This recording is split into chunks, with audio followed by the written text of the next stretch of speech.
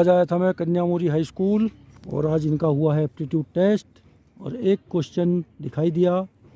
भारतीय नौसेना की उपलब्धि को सम्मानित करने के लिए प्रतिवर्ष 4 दिसंबर को नौसेना दिवस मनाया जाता है और आधिकारिक आदर्श वाक्य है। तो मैंने सोचा बच्चों को इसकी जानकारी दूं।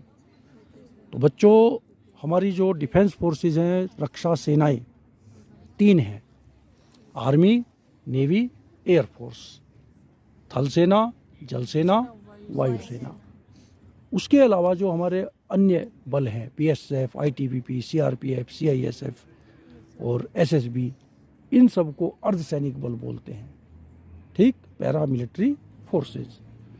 तो आपका क्वेश्चन आया था नेवी के बारे में। तो नेवी, इंडियन नेवी हमारी 4 दिसंबर को इसलिए मनाया जाता है कि 1971 में हमारी किससे लड़ाई हुई थी? पाकिस्तान से।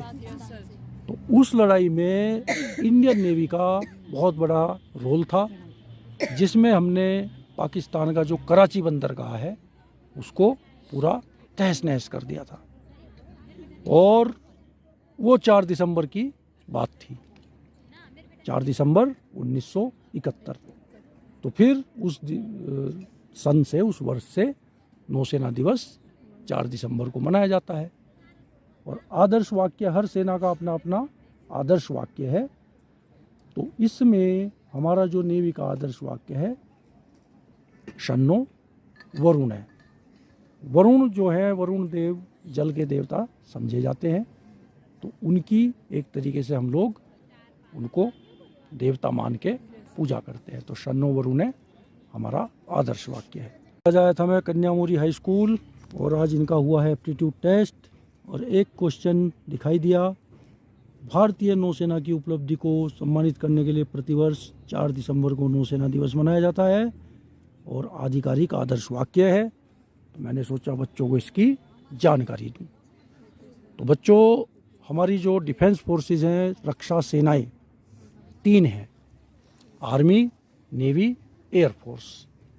थल सेना, जल सेना, वायुसेना।